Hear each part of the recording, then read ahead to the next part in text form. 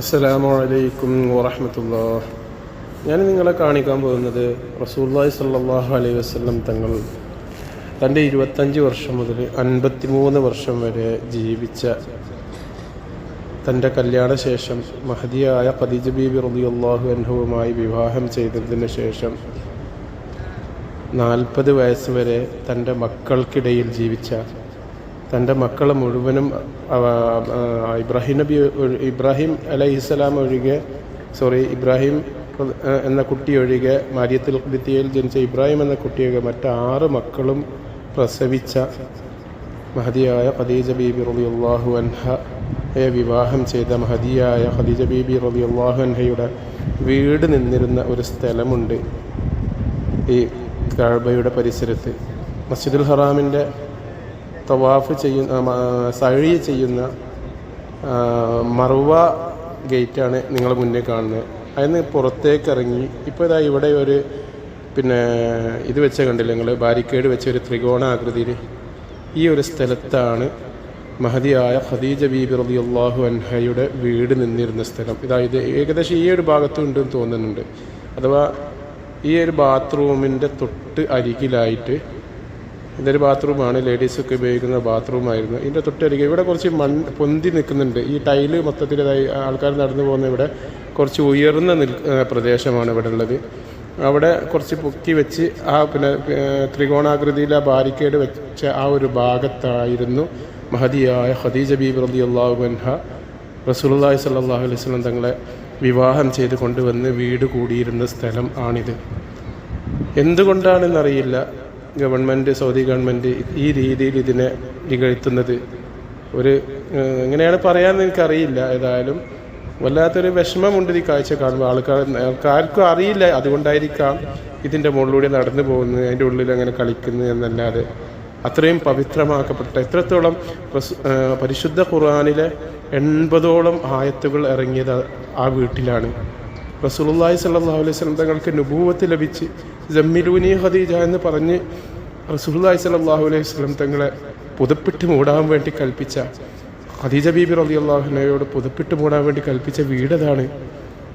യാ അയ്യുഹൽ മുദ്സമ്മിൽ എന്ന് പറയുന്ന ആ സൂറത്തിറങ്ങിയെ പൂടി പുതച്ച് കിടക്കുന്നവരെ ഇറങ്ങി പ്രബോധനം ചെയ്യുമെന്ന് പറഞ്ഞ വീടതാണ്. സൂറത്തുൽ ഫാത്തിഹ ഇറങ്ങിയത് അവിടെയാണ്. എന്തൊരു മഹത്വമുള്ള വീടാണത്. തിരുനബി സല്ലല്ലാഹു അലൈഹി വസല്ലം തങ്ങളുടെ മൊത്തം മക്കളിൽ 6 മക്കളും പ്രസവിച്ചത്, ഫാത്തിമത്ത് സഹ്റായെ പ്രസവിച്ച വീടിതാണ്. റസൂലുള്ളാഹി സ്വല്ലല്ലാഹു അലൈഹി വസല്ലം തങ്ങൾ തൻ്റെ മക്കളെ പോറ്റി വളർത്തിയത് ഇവിടെ വെച്ചാണ്. മഹദിയായ ഖദീജ ബീബി റളിയല്ലാഹു അൻഹയുടെ മരണം വരെ റസൂലുള്ളാഹി സ്വല്ലല്ലാഹു അലൈഹി വസല്ലം തങ്ങൾ ആ മഹദിയുടെ കൂടെ ജീവിച്ച വീട് ഈ ഒരു ബാത്റൂമിൻ്റെ സൈഡിലായിട്ട് ഇങ്ങനെ എഴുതി കാണിക്കേണ്ട ഒരു അവസ്ഥ വരുന്നത് കാണുമ്പോൾ മനസ്സിൽ വല്ലാത്ത വേദനയുണ്ട്. അവർ പറയുന്നത് അവിടെ അതിൻ്റെ അടിയിൽ ആർക്കിയോളജിക്കൽ ഡിപ്പാർട്ട്മെൻറ്റിന് ഒരു തരം മണൽ കൊണ്ട് കൂട്ടിയിട്ടിട്ട് അതിൻ്റെ മൂടപ്പെട്ടതാണ്. ആവശ്യം വന്നാൽ അത് തുറന്ന് നമുക്ക് വീണ്ടും അത് പുനഃസ്ഥാപിക്കാന്നുള്ള രീതിയിലാണ് എന്നൊക്കെയാണ് പറയുന്നത്. എങ്കിലും ഈ ഒരു ബാത്റൂമിൻ്റെ സൈഡ് ഇവിടെ വേറെ ഒരു പ്രത്യേകത ഉണ്ട്. ആ ബാത്റൂമിൻ്റെ ഡോറ് കണ്ടില്ല നിങ്ങൾ, നോക്കിയതാ ഈ ഒരു ഡോറ്, ഈ ഒരു WC എന്ന ഏരിയ ഇവിടെ, ഇതിൻ്റെ നേരെ ചോട്ടിൽ ഒരു കല്ല് റസൂലുള്ളാഹി സ്വല്ലല്ലാഹു അലൈഹി വസല്ലം, ഞാൻ നുബുവത്ത് ലഭിക്കുന്നതിന് മുമ്പേ എനിക്ക് സലാം പറയുന്ന ഒരു കല്ലിനെ എനിക്കറിയാമെന്ന് ഹദീസിൽ കാണുന്നുണ്ട്. റസൂലുള്ളാഹി സ്വല്ലല്ലാഹു അലൈഹി വസല്ലം തങ്ങളോട് ഒരു കല്ല് സലാം പറഞ്ഞ കല്ല് നിന്നിരുന്ന സ്ഥലം ഇതാണ്. ഏകദേശം ഈ ഒരു മാപ്പിൻ്റെ ചുവട്ടിലൊക്കെ ആയിട്ട് ആ പ്രദേശം വരുമെന്നാണ് ചരിത്ര അനുമാനങ്ങളൊക്കെ വെച്ച് നോക്കുകയാണെങ്കിൽ. ഈ മാപ്പിൻ്റെ ഈ ഒരു ഭാഗത്ത് ഇവിടെ എവിടെയോ ആയിരിക്കാം, അള്ളാഹു ആലം. പക്ഷേ ഈ ഒരു പ്രദേശത്തായിരുന്നു.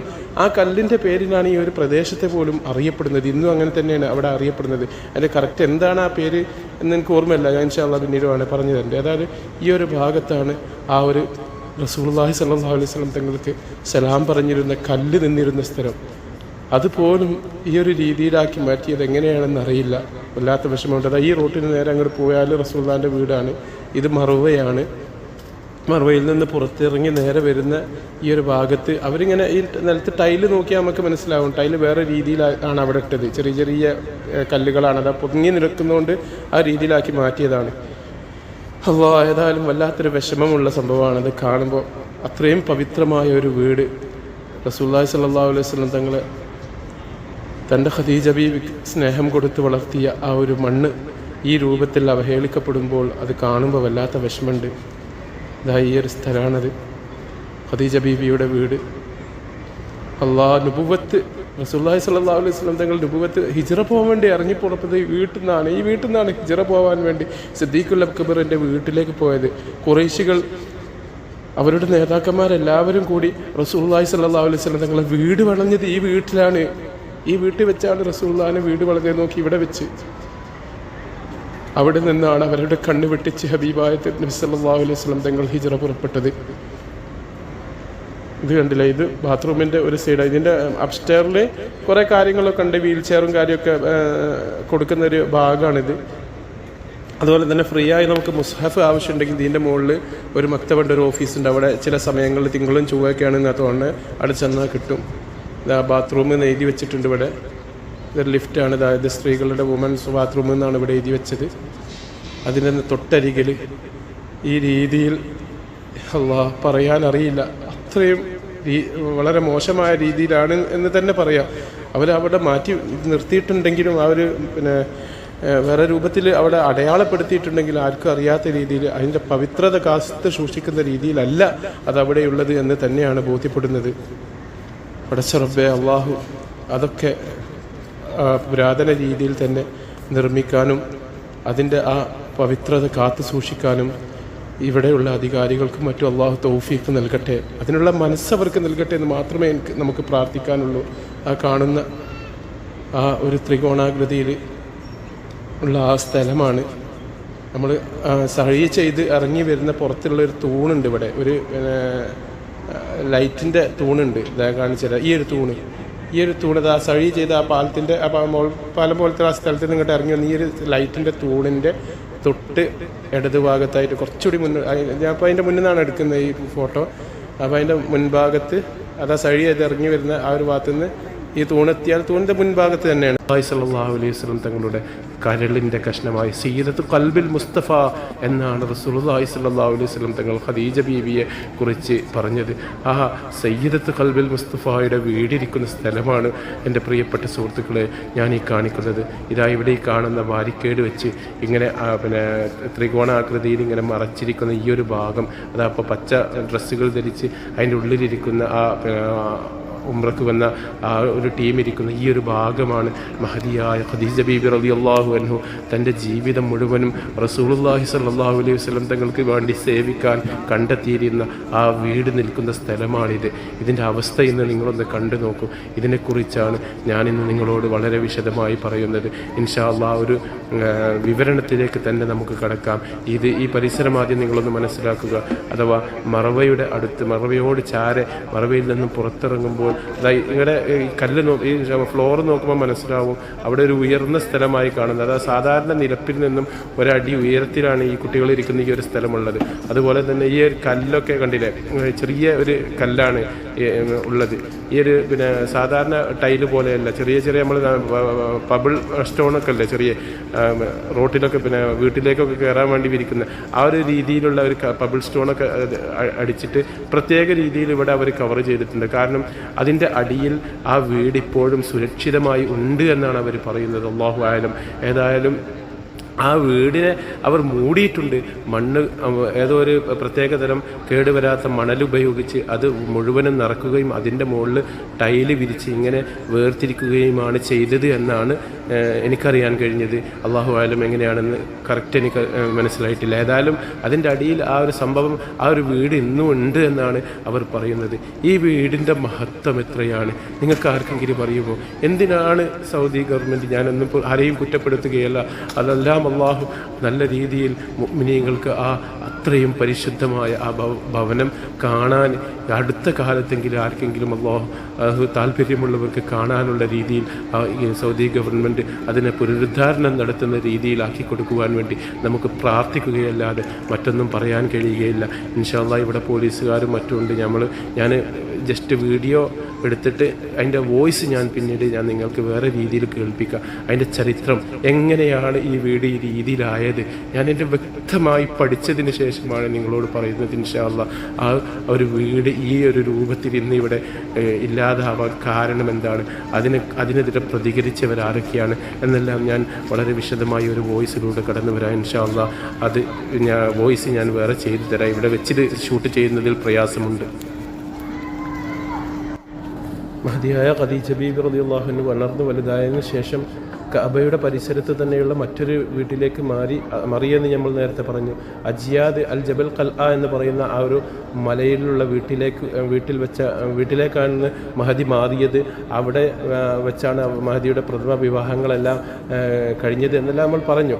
തിരുനബി സല്ലല്ലാഹു അലൈഹി വസല്ലമയുമായുള്ള വിവാഹ സമയത്ത് ഞാൻ ഈ പറയുന്ന ഈ കാണുന്ന മറുവക്കടുത്തുള്ള ആ ഒരു ഭവനത്തിലാണ് ഖദീജ ബീബി റളിയല്ലാഹു അൻഹ താമസിച്ചത്. ഖദീജ ബീബി റളിയല്ലാഹു അൻഹയുമായുള്ള റസൂലുള്ളാഹി സ്വല്ലല്ലാഹു അലൈഹി വസല്ലം തങ്ങളുടെ വിവാഹം കഴിഞ്ഞ ഉടനെ തന്നെ തിരുനബി സല്ലല്ലാഹു അലൈഹി വസല്ലം തങ്ങൾ ഖദീജ ബീബി റളിയല്ലാഹു അൻഹയുടെ ആ വീട്ടിലേക്ക് താമസം മാറ്റുന്നുണ്ട്. കാരണം ആ വീട്ടിൽ അവരുടെ കൂടെ മറ്റാരും ഇല്ലായിരുന്നു. അത് ഖദീജ ബീവിയുടെ സ്വന്തം വീടുമായിരുന്നു. അവർ മാത്രമായിരുന്നു ആ വീട്ടിലുണ്ടായിരുന്നത്. ഹബീബായ തിരുനബി സല്ലല്ലാഹു അലൈഹി വസല്ലം തങ്ങൾ ഖദീജ ബീബി റളിയല്ലാഹു അൻഹയോടൊപ്പം പിന്നീട് 25 വർഷക്കാലം താമസിക്കുന്നത് ആ വീട്ടിലാണ്. 23 വർഷക്കാലം ആ വീട്ടിലായിരുന്നു താമസിച്ചിരുന്നത്. ഖദീജ ബീബി റളിയല്ലാഹു അൻഹ വഫാത്തായതിനു ശേഷം വീണ്ടും 3 വർഷം തിരുനബി സല്ലല്ലാഹു അലൈഹി വസല്ലം തങ്ങൾ ആ വീട്ടിൽ താമസിക്കുന്നുണ്ട്. അങ്ങനെ 10-28 വർഷത്തോളം മുത്ത് മുഹമ്മദ് മുസ്തഫ സല്ലല്ലാഹു അലൈഹി വസല്ലം തങ്ങൾ വളർന്ന് തൻ്റെ പ്രബോധന ദൗത്യങ്ങളെല്ലാം ഈ മക്കയിൽ നടത്തിയ വീടാണത്. ഈ കാണുന്ന ഈ സ്ഥലം എണ്ണിയാലൊടുങ്ങാത്ത മഹത്വം. ആ വീടിൻ്റെ മാഹത്വത്തെപ്പറ്റി, ഇപ്പോഴത്തെ ആ വീടിൻ്റെ അവസ്ഥയെപ്പറ്റിയും ഒന്ന് നിങ്ങൾ ചിന്തിച്ച് നോക്കുക. ഖദീജ ബീബി റളിയല്ലാഹു അൻഹയുമായുള്ള വിവാഹം നടക്കുന്നത് വരെ തിരുനബി സല്ലല്ലാഹു അലൈഹി വസല്ലം തങ്ങൾ അത്രയും കാലം താമസിച്ചിരുന്നത് മഹാനായ അബൂ താലിബിൻ്റെ വീട്ടിലും സ്വന്തം വീട്ടിലുമൊക്കെ ആയിരുന്നു. സ്വന്തം വീടിനെക്കുറിച്ച്, അബൂ താലിബിൻ്റെ വീടിനെക്കുറിച്ചൊക്കെ ഇൻഷാ അല്ലാഹ് ഇതിനിടയിൽ ഒഴിവ് കിട്ടുമ്പോൾ നമുക്കൊരു വീഡിയോ ചെയ്യണം ഇൻഷാ അല്ലാഹ്. പിന്നീട് നുബുവത്തിൻ്റെ 15 വർഷം മുമ്പ്, അഥവാ റസൂലുള്ളാഹി സ്വല്ലല്ലാഹു അലൈഹി വസല്ലം തങ്ങളെ മഹദി കല്യാണം കഴിക്കുന്നത് 25-ാം വയസ്സിൽ. അപ്പോൾ നുബുവത്തിൻ്റെ 15 വർഷം മുമ്പും നുബുവത്തിന് ശേഷം ഒരു 13 വർഷവുമാണ് റസൂലുള്ളാഹി സ്വല്ലല്ലാഹു അലൈഹി വസല്ലം തങ്ങൾ ആ വീട്ടിൽ താമസിക്കുന്നത്. റസൂലുള്ളാഹി സ്വല്ലല്ലാഹു അലൈഹി വസല്ലം തങ്ങൾ ഖദീജ ബീബി റളിയല്ലാഹു അൻഹയുമായി സംഗമിക്കുന്ന മണിയറ, അഥവാ അവരുടെ 25 വർഷത്തെ ബെഡ്റൂം ഉള്ളത് ഈ വീട്ടിലാണ്. റസൂലുള്ളാഹി സ്വല്ലല്ലാഹു അലൈഹി വസല്ലം തങ്ങളുടെ ഇന്നത്തെ സാന്നിധ്യമായ മഹദി ഫാത്തിമ അൽ ബതൂൽ അടക്കം റസൂലുള്ളാഹി സ്വല്ലല്ലാഹു അലൈഹി വസല്ലം തങ്ങളുടെ 6 മക്കളെ ഖദീജ ബീബി റളിയല്ലാഹു അൻഹ ഗർഭം ധരിച്ചതും പ്രസവിച്ചതും ഈ വീട്ടിൽ വെച്ച് തന്നെയാണ്. ഖാസിം, സൈനബ്, റുഖയ്യ, ഉമ്മു കുൽസും, ഫാത്തിമ, അബ്ദുള്ള എന്നീ 6 മക്കളും ഈ വീട്ടിലാണ് ജനിച്ചത്. പിൻകാലത്ത് ഫാത്തിമ ബീബി റളിയല്ലാഹു അൻഹ ജനിച്ച ആ ഒരു സ്ഥലത്ത് ആദരസൂചകമായി ഇവിടെ ആ റൂമിൻ്റെ മുകളിൽ ഖുബ്ബത്ത് ഫാത്തിമ എന്ന ഒരു ഖുബ്ബ പിൽക്കാലത്ത് നിർമ്മിച്ചിരുന്നു. ഈ വീട്ടിലാണ്. ഈ വീട്ടിൻ്റെ പഴയകാല ഫോട്ടോ ഒക്കെ എടുത്തു നോക്കുകയാണെങ്കിൽ നമുക്കത് കാണാൻ കഴിയും. ഇത്തരത്തിലുള്ള ഈ വീട്ടിലെ ഫളായിലുകൾ എത്ര പറഞ്ഞാലും നമുക്ക് തീരുകയില്ല. അത്രയേറെ മഹത്വമേറിയ വീടാണിത്. പടച്ച റബ്ബേ, ഇതിൻ്റെ ഇപ്പോഴത്തെ അവസ്ഥ കാണുമ്പോൾ മനസ്സിനെ വല്ലാതെ വേദനിക്കുന്നു.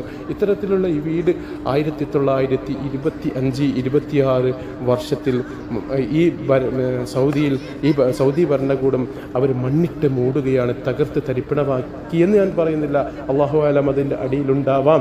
ഏതായാലും ആ ഒരു കാലഘട്ടത്തെ ഈ അടുത്ത് 1925-26 കാലഘട്ടത്തിലാണ് അവർ അതിനെ ഈ ഒരു രീതിയിലാക്കിയത്. റസൂലുള്ളാഹി സ്വല്ലല്ലാഹു അലൈഹി വസല്ലം തങ്ങളുടെ ജീവിതത്തിനിടയിൽ ഇത്രയേറെ പ്രാധാന്യമർഹിക്കുന്ന മറ്റൊരു വീടുമുണ്ടായിരിക്കുകയില്ല.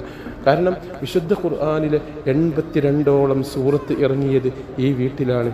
ഈ വീട്ടിൽ വെച്ചാണ് ഹബീബായ തിരുനബി സല്ലല്ലാഹു അലൈഹി വസല്ലം തങ്ങൾക്ക് എണ്ണമറ്റ വഹി വന്ന് ഇറങ്ങിയത്. നബുവത്തിന് ശേഷം മക്കിയായ സൂറത്തുകളിൽ ഏറെ വഹിയും ലഭിച്ചത് ഈ വീട്ടിൽ വെച്ചാണ്. റസൂലുള്ളാഹി സ്വല്ലല്ലാഹു അലൈഹി വസല്ലം തങ്ങൾക്ക്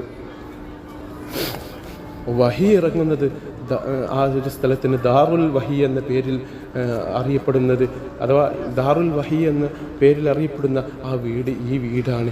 ജിബ്രീൽ അലൈഹിസ്സലാം എത്ര പ്രാവശ്യമാണ് ആ വീട്ടിൽ വന്നു പോയത് എന്നതിന് കയ്യും കണക്കുമില്ല.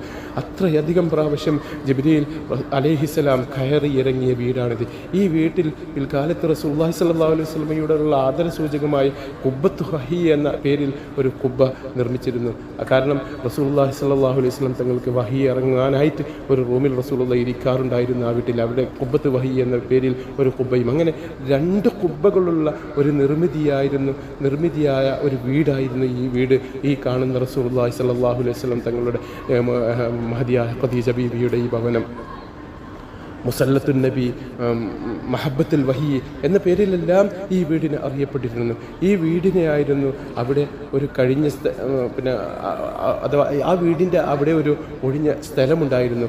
അവിടെ റസൂലുള്ളാഹി സ്വല്ലല്ലാഹു വീടിൻ്റെ ഉള്ളിൽ പ്രധാനപ്പെട്ട ഒരു ഒഴിഞ്ഞ സ്ഥലത്ത് റസൂലുള്ളാഹി സ്വല്ലല്ലാഹു അലൈഹി വസല്ലം തങ്ങൾ ഇരിക്കുകയും ജിബ്രീൽ അലൈഹിസ്സലാം അവിടെ ഒരു ഉയർന്ന സ്ഥലത്ത് വന്നിട്ട് അവർക്ക് വഹി പറഞ്ഞു കൊടുക്കുകയും ചെയ്യുമായിരുന്നു എന്നെല്ലാം ചരിത്രഗ്രന്ഥങ്ങളിൽ നമുക്ക് വായിക്കാൻ സാധിക്കും. വിശുദ്ധ ഖുർആനിലെ പരിശുദ്ധ സൂറത്തായ സൂറത്തുൽ ഫാത്തിഹ ഇറങ്ങിയത് ഈ വീട്ടിൽ വെച്ചാണ്, ഈ വീട്ടിലാണ്. ആ വീടിൻ്റെ പരിപൂർണമായി മുൻഗാമികളെല്ലാവരും സംരക്ഷിച്ച് പോരുന്നുമുണ്ട്. 1300ഓളം കൊല്ലം അതിനൊരു കേടുപാടുകളും ഇല്ലായിരുന്നു. എന്നാൽ ഇന്ന് മഹദിയായ ഖദീജ ബീവിയുടെ ആ വീട് നിന്നിരുന്ന സ്ഥലം അത് ഹറമിൻ്റെ ഈ കാണുന്ന തൊട്ടുപുറത്ത് കാണുന്ന ഈ കക്കൂസ് സമുച്ചയങ്ങളുടെ ബിൽഡിങ്ങുകൾക്ക് അടുത്ത് ഇങ്ങനെ വളരെ മോശമായ രീതിയിൽ എല്ലാവരും കാല് വെച്ച് നടന്നു പോകുന്ന രീതിയിൽ, അതിനെ ഇകഴ്ത്തുന്ന രീതിയിൽ ഇതിനെ പരിരക്ഷിക്കാതെ കാണുമ്പോൾ വല്ലാത്ത ഒരു വിഷമമുണ്ട്. ഒരു മുസ്ലിമായ വ്യക്തി പിന്നെ എങ്ങനെയാണ് അത് സഹിക്കുക? ഒരു അമുസ്ലിമായ വ്യക്തി പോലും നമ്മുടെ പ്രവാചകർ സല്ലല്ലാഹു അലൈഹി വസല്ലം തങ്ങൾ 25 വർഷം വളർന്ന ആ ഒരു വീടിതാണെന്ന് പറയുമ്പോൾ ഇത്രയും വലിയ അതിനെ അതിനെ നിന്ദിക്കില്ല ഒരിക്കലും. ഇത്രയും വലിയ ക്രൂരത കാട്ടിയത് ഇസ്ലാമിനോട് അവർക്ക് എന്ത് പ്രതിബദ്ധതയാണുള്ളത് എന്നാണ് എനിക്ക് ചോദിക്കാനുള്ളത്. ഇതായി കാണുന്ന ഈ തൊട്ടടുത്ത് കാണുന്ന ഈ സ്ത്രീകളുടെ കക്കൂസ് സമുച്ചയങ്ങളെല്ലാം ഉള്ള ഈ ഒരു ഭാഗത്തിൻ്റെ പുറത്തായി മണ്ണിട്ട് മൂടിയ അവസ്ഥയിലാണ് ഇന്ന് ഈ വീടുള്ളത്. ലോകത്തിലെ ഒട്ടനവധി പത്രങ്ങളിൽ, അമേരിക്ക പോലുള്ള രാജ്യങ്ങളിലെ മാഗസിനുകളിലെല്ലാം ഈ ഒരു വീട് പൊളിച്ചതിനെ പറ്റി, ഈ സംഭവത്തെ റിപ്പോർട്ട് ചെയ്യുകയും അതിൻ്റെ വേദന പങ്കുവെക്കുകയും ചെയ്തതായി നമുക്ക് കാണാൻ സാധിക്കുന്നുണ്ട്. എത്രയേറെ വേദനാജനകമായ സംഭവമായിരുന്നു ഇത്.